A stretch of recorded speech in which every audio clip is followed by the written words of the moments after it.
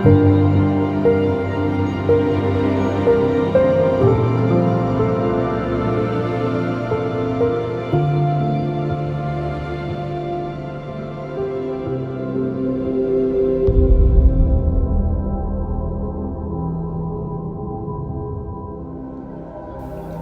up to the deafening uproars of this large-scale misunderstanding. Everyone kept screaming on their own, no one truly understanding, struggling to claim their place under the skies, showing to be a somebody, and dreadfully fearing that someone may label them as a worthless nobody.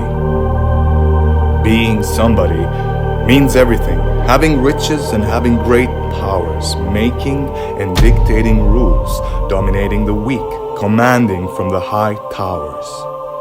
See the anxious faces, despise their weakness, decide who can live or who will die. Everything on this earth must humbly bend under the iron fist of this bigot without a crime. But there's a catch to become a somebody. It is not a game for everyone. Only the ruthless, stripped of values kind can make it to the top of the crown.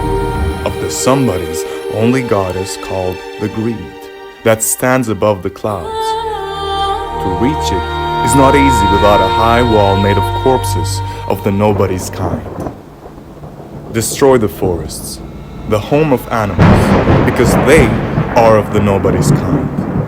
Somebody needs to build his kingdom. An agreement with the greed has been signed. Anyway, they're just stupid, pointless animals whose language is not understood. Anyway, it is not worth keeping such a vast space of unexploited and useless wood.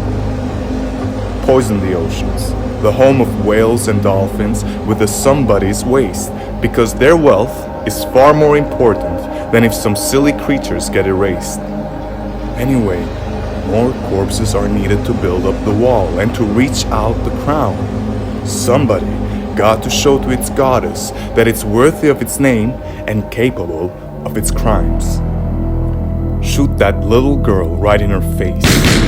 Seize her land and eradicate her family because they look and dress so oddly, speak a weird language so annoyingly. They're unfit for this earth. They're strange. They're not worthy of talking. Their flesh is only good when turned to ash to mark the somebody's walking. Enslave the people of color, whip their bodies, and make them understand that their spirits are worthless, apart from laboring to death on the somebody's land. Their blood, their souls, their dreams, just a stack of dirt to stick the somebody's flag, 'cause somebody knows that if God ever loved them, it wouldn't paint them in black. Consequently, chaos occurred. Everyone fighting with their dear lives to win this time, trying to prove their worth. They don't care on whom they step or if they become homicidal, as long as they can shake off this terrible, dangerous threat of being called a nobody. Terrified that they may end up being just a dead stone on the wall of the somebody. It's such a shame that people forgot that there is this ancient, magical, universal language spoken and understood by all creatures, and that it can tame even the growling savage. It is the very first language ever spoken on this earth, language that stands highest above. It's God's most precious given gift. The very first language that we ever learned, called love.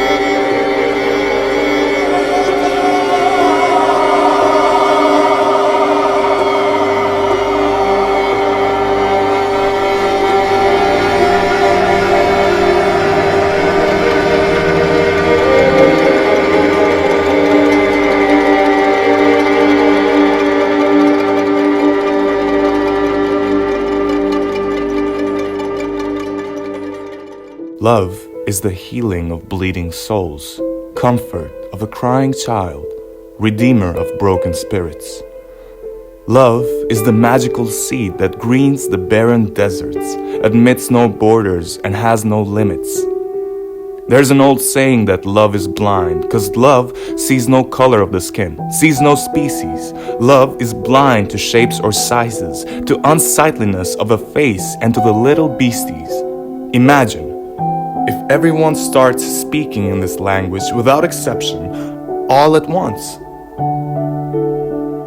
A divine harmony would be created that would wipe out the greed and its insatiable grunts. Somebody would become a nobody, and nobody would be free to become a nothing. Immerse in its unpretentiousness by knowing that being nothing leads to the spirit of everything. Everything is the storm that washes the blood and dust of the destroyed cities.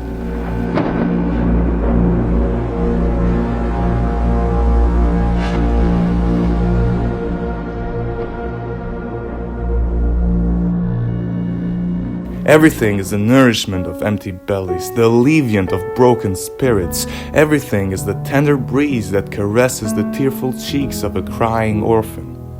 Everything is a raindrop for the fading flower and an eraser of this global misfortune.